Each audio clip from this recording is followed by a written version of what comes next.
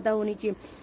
पहला A for aeroplane, A for aeroplane, B for butterfly, C for candle, D for deer, E for eagle, F for frog, G for giraffe, H for house, I for igloo, J for jeep,